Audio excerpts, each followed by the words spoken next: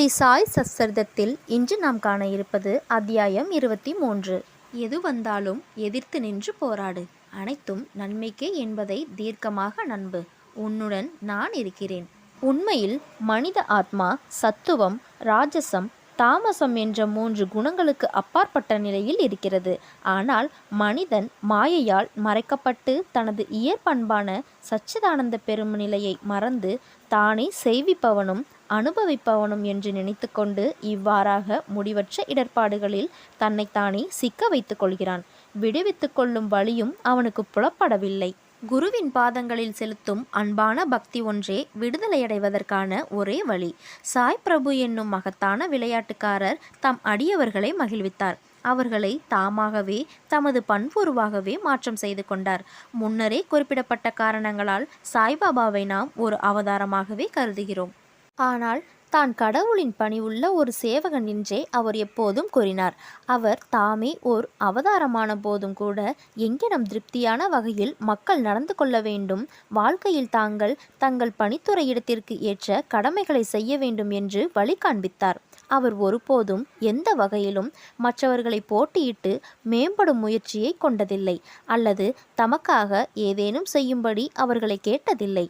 இவ்வுலகின் அசையும் அசையா பொருட்கள் யாவற்றிலும் கடவுளை கண்ட அவருக்கு பணிவுடைமையே மிகவும் பொருத்தமானது ஒன்றாகும். ஒருவரையும் அவர் புறக்கணித்ததில்லை, மதிக்காமல் இருந்ததில்லை. நாராயணனை சர்வ ஜீவராசிகளிடமும் கண்டார். நான் கடவுள் என்று ஒருபோதும் அவர் சொன்னதில்லை. ஆனால் தான் ஒரு பணிவுள்ள சேவகன் என்றும் எப்போதும் அவரை நினைவில் வைத்திருப்பதாகவும் கூறினார். அல்லாஹ் மாலிக், இறைவனே எஜமானர் என்று எப்போதும் உச்சரிப்பார். பல்வேறு வகையான முனிவர்களையெல்லாம் நமக்கு தெரியாது. எங்கெனம் அவர்கள் நடந்து கொள்கிறார்கள், என்ன செய்கிறார்கள், எதை சாப்பிடுகிறார்கள் என்பதெல்லாம் நாம் அறியோம். அறியாமையிலுள்ள பிணிக்கப்பட்ட ஆன்மாக்களை விடுவிப்பதற்காக கடவுள் அருளால் அவர்கள் இவ்வுலகத்தில் தங்களை அவதரித்துக் கொள்கிறார்கள். நல்வினைகளின் சேமிப்பு ஏதேனும் நமது கணக்கில் இருக்குமானால் முனிவர்களின் கதைகள் அல்லது லீலைகளை கேட்பதற்கு நமக்கு ஓர் ஆர்வம் அல்லது சுவாரஸ்யம் ஏற்படுகிறது. இல்லாவிடில் கேட்பதற்கு ஆர்வம் இயலாது. இந்த அத்தியாயத்தின் முக்கிய கதைகளுக்கு இப்போது திரும்புவோம். யோகமும் வெங்காயமும். நானா சாஹிப் சாந்தோர்கருடன் ஒரு முறை ஷீரடிக்கு ஒரு யோக பயிற்சியாளர் வரும்படி நேரிட்டது. பதஞ்சலியின் யோக சூத்திரங்கள் உள்ளிட்ட எல்லா யோக புத்தகங்களையும் அவர் கற்றிருந்தார். எனினும் யோகத்தில் நடைமுறை அனுபவம் ஏதும் அவருக்கு இல்லை. தனது மனதை ஒருமுகப்படுத்தி குவிக்கவும் சமாதி நிலையை ஒரு சிறிது நேரம் எய்தவும் கூட அவரால் முடியவில்லை. சாய்பாபா மகிழ்ச்சி அடைந்தார் என்றால் நீண்ட நேரம் சமாதி நிலையை எய்துவதற்கு அவர் தமக்கு வழிகாட்டுவார் என்று நினைத்தார். உள்ளத்தில் இக்குறிக்கோளுடன் அவர் ஷீரடிக்கு வந்தார். மசூதிக்கு அவர் சென்றபோது சாய்பாபா ரொட்டியை வெங்காயத்துடன் சாப்பிட்டு கொண்டிருப்பதை கண்டார். இதை கண்ணுற்ற அவருக்கு மனதில் ஒரு எண்ணம் எழுந்தது. மட்கி போன ரொட்டியுடன் பச்சை வெங்காயத்தை உண்டு கொண்டிருக்கும் இம்மனிதர் எங்கெனம் எனது தொல்லைகளுக்கு விடை கண்டு எனக்கு உதவி செய்ய முடியும்? சாய்பாபா அவரது உள்ளத்தை படித்தறிந்து நானா சாஹேப்பை நோக்கி கூறினார். ஓ நானா, வெங்காயத்தை ஜீரணிக்கும் ஆற்றல் உள்ளவன் மட்டுமே அதை உண்ண வேண்டும், மற்ற ஒருவனும் அங்ஙனம் செய்யக்கூடாது. இக்குறிப்பை கேட்ட யோகி ஆச்சரியத்தால் செயலிழந்தார். பின்னர் பூரண சரணாகதியுடன் பாபாவின் பாதங்களில் அவர் வீழ்ந்தார். தூய திறந்த உள்ளத்துடன் தனது தொல்லைகளை கேட்டு பாபாவிடமிருந்து அவைகளுக்கு விடையும் பெற்றார். இவ்வாறாக திருப்தியும் மகிழ்ச்சியும் அடைய பெற்று பாபாவின் உதி ஆசீர்வாதங்களுடன் அவர் ஷீரடியை விட்டு சென்றார். பாம்பு கடியிலிருந்து ஷாமா குணமாகுதல். இக்கதையை தொடங்கும் முன்பாக ஹேமத் பந்த் ஜீவனை கிளிக்கு மிக நன்றாக ஒப்பிடலாம் என்றும், ஒன்று உடம்பின் உள்ளும் மற்றொன்று கூண்டின் உள்ளுமாக இரண்டுமே கட்டுண்டு இருக்கின்றன என்றும், கட்டுண்டு கிடக்கும் அவைகளது தற்போதைய நிலையே அவைகளுக்கு ஏற்ற நன்மையானது என்று அவைகள் கருதுவதாகவும் கூறுகிறார். குரு வரும்போது கடவுள் அருளால் அவைகளின் கண்ணை திறந்து அவைகளின் கட்டுக்களினின்று அவைகளை விடுவிக்கும் போது மட்டுமே அவைகளின் கண்கள் இன்னும் பெரியதும் சிறந்ததுமான வாழ்க்கைக்கு திறந்துவிடப்படுகிறது. இத்துடன் அவர்கள் முன்னைய வரையறையை உடைய வாழ்க்கையை ஒப்பிட்டால் அது சூன்யமே ஆகும். கடந்த அத்தியாயத்தில் மிரிகருக்கு நேரிடவிருந்த பேராபத்தினை எங்கெனம் பாபா அறிந்திருந்தார் என்பதையும் அதிலிருந்து எங்கெனம் அவரை காப்பாற்றினார் என்பதையும் கண்டோம். இதைவிட சிறப்பான கதை ஒன்றினை இப்போது காண்போம். ஒருமுறை ஷாமாவை நச்சுப்பாம்பு ஒன்று கடித்துவிட்டது. அவரது கையில் உள்ள சுண்டு விரலில் கடிபட்டு விஷம் உடம்பு முழுதும் பரவத் தொடங்கியது. ஷாமாவும் தாம் விரைவில் இறந்து விடுவோம் என்று எண்ணும் அளவிற்கு வலியும் அவ்வளவு தீவிரமானதாய் இருந்தது. இம்மாதிரியான விஷயங்களுக்கு எல்லாம் அடிக்கடி அனுப்பப்படும் விட்டோபா கடவுளிடம் அவரது நண்பர்கள் அவரை எடுத்து செல்ல விரும்பினர். ஆனால் ஷாமா மசூதிக்கு தமது சாய்பாபாவிடம் ஓடி வந்தார். அவரை பார்த்ததும் பாபா திட்டவும் கண்டிக்கவும் தொடங்கினார்.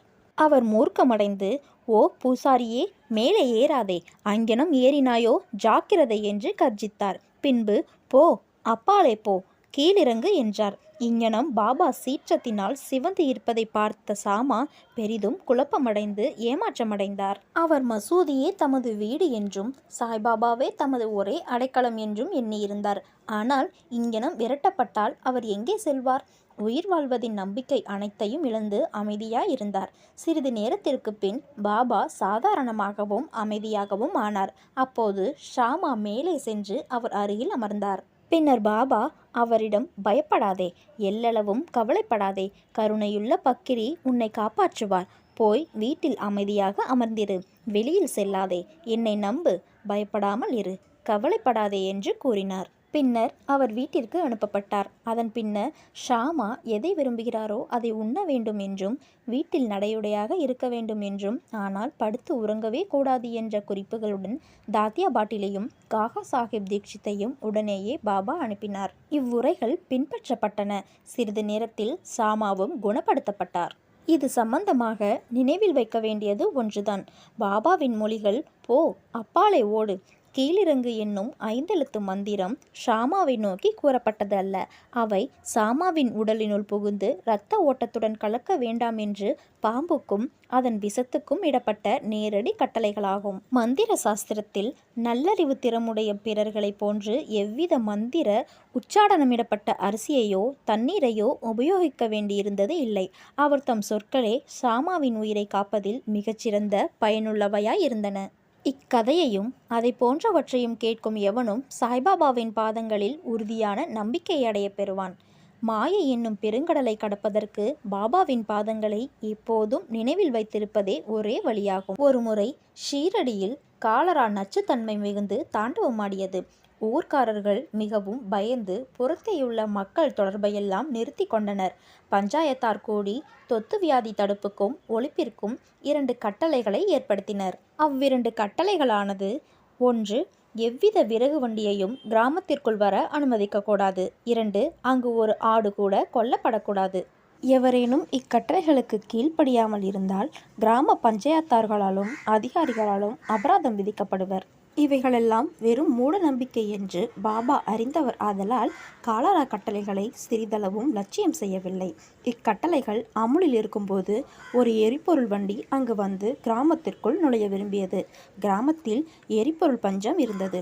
எல்லோருக்கும் தெரிந்திருந்தது என்றாலும் மக்கள் எரிபொருள் வண்டியை விரட்ட ஆரம்பித்தனர். பாபாவுக்கு இவைகளெல்லாம் தெரிய வந்தன. அவர் அவ்விடத்திற்கு சென்று வண்டிக்காரனை மசூதிக்கு ஓட்டி வரும்படி கூறினார். பாபாவின் செய்கைக்கு எதிராக ஒருவருக்கும் குரல் எழுப்ப தைரியமில்லை.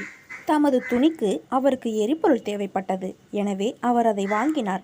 அக்னிஹோத்ரி தனது புனித நெருப்பை தன் வாழ்நாள் முழுவதும் எரிய விடுவது போன்றே பாபா தமது துணியை இரவும் பகலும் எரியவிட்டார். இதற்காக அவர் எப்போதும் எரிபொருளை சேமித்து வைத்திருந்தார். பாபாவின் வீடான மசூதி அனைவருக்கும் தடைகளற்றும் திறந்து வைக்கப்பட்டும் இருந்தது. அதற்கு பூட்டோ சாவியோ கிடையாது. அங்கிருந்து சில ஏழை மக்கள் தங்கள் உபயோகத்திற்காக விறகை எடுத்துக்கொண்டு சென்றனர். பாபா இதை கண்டு முணுமுணுக்கவில்லை. பிரபஞ்சம் அனைத்திலும் கடவுள் வியாபித்து இருந்ததை அவர் கண்டார். எனவே எவருடனும் அவர் பகையோ கெட்ட எண்ணமோ கொண்டதில்லை. முழுவதுமாக துறந்தவராயினும் மக்களுக்கு ஒரு முன் உதாரணமாக இருக்கும் பொருட்டு அவர் இல்லறத்தார் போன்று வாழ்ந்தார். குரு பக்திக்கு கடுமையான சோதனை. 2வது காலரா கட்டளை பாபாவினால் எங்கனம் செயல்படுத்தப்பட்டது என்பதை தற்போது காண்போம். கட்டளை அமுலில் இருக்கையில் யாரோ ஒருவர் மசூதிக்கு ஒரு ஆட்டை கொண்டு வந்தார். அது பலவீனமாயும் மூப்புடனும் இருக்கப்போகும் தருவாயிலும் இருந்தது. இத்தருணத்தில் மாலிகானை சேர்ந்த பக்கீர் பீர் முகமது என்ற படே பாபா அருகில் இருந்தார். சாய்பாபா அவரை அதை ஒரே வெட்டில் வெட்டி பலியிட்டு சமர்ப்பிக்கும்படி கேட்டார். இந்த படைபாபா என்பவர் சாய்பாபாவால் மிகவும் மதிக்கப்பட்டவர். சாய்பாபாவின் வலது புறத்திலேயே அவர் எப்போதும் அமர்ந்திருந்தார். ஹூக்காவை அவர் முதலில் குடித்த பின்பு அது பாபாவுக்கும் பிறருக்கும் அளிக்கப்படும். மத்தியான உணவு வேளையின் போது கறி வகைகள் எல்லாம் பரிமாறப்பட்ட பின்பு பாபா படைபாபாவை மரியாதையுடன் கூப்பிட்டு தமது இடப்பக்கத்தில் அமர்த்திய பின்பு எல்லோரும் உண்டனர். தட்சிணையாக சேகரிக்கப்பட்ட பணத்திலிருந்தும் பாபா அவருக்கு தினசரி ரூபாய் 50 அளித்து வந்தார். அவர் போகும்போது பாபாவும் 100 அடி தூரம் வரை அவருடன் கூட செல்வார். பாபாவிடம் அவருக்கு இருந்த அந்தஸ்து அத்தகையது. ஆட்டை வெட்டும்படி பாபா அவரிடம் கேட்டபோது அவர் அதை திட்டவட்டமாக மறுத்துவிட்டார். எதற்கும் பயனின்றி அது ஏன் கொல்லப்பட வேண்டும் என்று அவர் கேட்டார். பின்னர் பாபா ஷாமாவை அதனை கொல்லும்படி கேட்டுக்கொண்டார். ராதாகிருஷ்ணமாயிடம் சென்று கத்தி ஒன்றை அவளிடம் இருந்து வாங்கி வந்து அதை பாபாவின் முன்னால் வைத்தார். கத்தி எதற்காக வாங்கப்பட்டிருக்கிறது என்பதை அறிந்த ராதாகிருஷ்ணமாயி அதை திருப்பி எடுத்துக்கொண்டாள். பின்னர் சாமா மற்றொரு கத்தியை பெறுவதற்காக சென்று உடனே திரும்பி வராமல் காகா சாஹேப் தீக்ஷித்தின் வாதாவில் தங்கிவிட்டார். அப்போது காகா சாஹேப்பின் முறை வந்தது. அவர் நல்ல தங்கம்தான் என்பதில் ஐயமில்லை என்றாலும் பரீட்சிக்கப்பட வேண்டும். கத்தியை வாங்கி வந்து ஆட்டை கொல்லும்படி பாபா அவரை கேட்டார். அவர் சாதேவின் வாதாவுக்கு சென்று ஒரு கத்தியுடன் திரும்பி வந்தார். பாபா ஏவியதும் கொல்லுவதற்கு தயாராக அவர் இருந்தார். தூய பிராமண குடும்பத்தில் பிறந்த அவருக்கு தமது வாழ்க்கையில் கொலையை பற்றியே தெரியாது. ஹிம்சை செயலுக்கு முற்றும் அவர் எதிரான போதும் ஆட்டை கொல்வதற்கு தன்னைத்தானே தைரியப்படுத்தி கொண்டார். முகமதியரான படைபாபா அதை கொல்வதற்கு விருப்பமற்றவராய் இருப்பதையும் இந்த தூய பிராமணர் அதை கொல்வதற்கு ஆயத்தப்படுத்தி கொண்டு இருப்பதையும் கண்ட அனைவரும் அதிசயப்பட்டனர். தன் வேட்டியை இறுக கட்டிக்கொண்டு கையை கத்தியுடன் தூக்கி கொண்டு பாபாவின் முடிவான அனுமதி குறிப்புக்காக அவரை பார்த்தார். பாபா, எதை நினைத்து கொண்டு இருக்கிறாய்? வெட்டு என்றார்.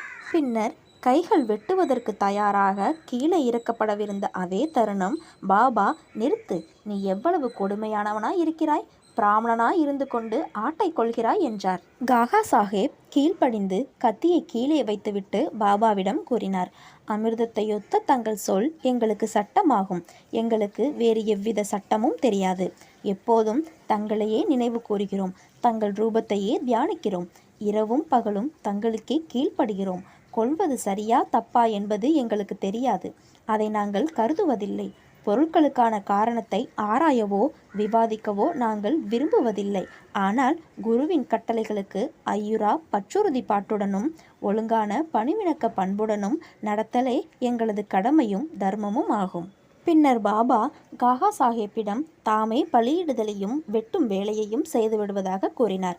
பக்கீர்கள் அமரும் தகியா என்னும் இடத்தில் ஆட்டை வெட்டுவது என்று முடிவு செய்யப்பட்டது. பின்னர் ஆடு அவ்விடத்திற்கு கொண்டு செல்லப்படுகையில் வழியிலேயே இறந்து விழுந்தது. அஹ்மத் பந்த் அடியவர்களை பாகுபடுத்துவதுடன் இந்த அத்தியாயத்தை முடிக்கிறார். 3 விதமானவர்கள் இருப்பதாக அவர் கூறுகிறார். முதல் தரம் சிறந்தவர்கள், 2ஆம் தரம் நடுவானவர்கள், 3ஆம் தரம் சாதாரணமானவர்கள்.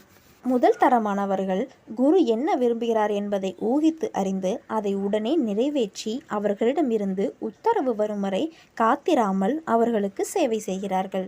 2ஆம் தரமானவர்கள் தங்களது குருவின் கட்டளையை அச்சர சுத்தமாக சிறிதும் தாமதமின்றி கீழ்ப்படுகிறார்கள்.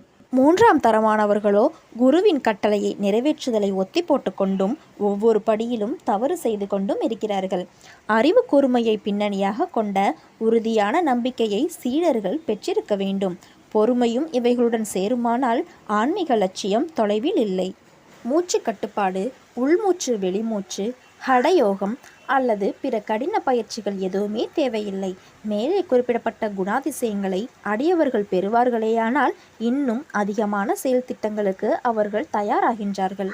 பின்னர் குருமார்கள் தோன்றி ஆன்மீக பாதையின் முழு நிறைவுக்கு அவர்களை வழிநடத்துகிறார்கள். அடுத்த அத்தியாயத்தில் நாம் பாபாவின் விறுவிறுப்பான நகைச்சுவையையும் தமாசையும் காண்போம்.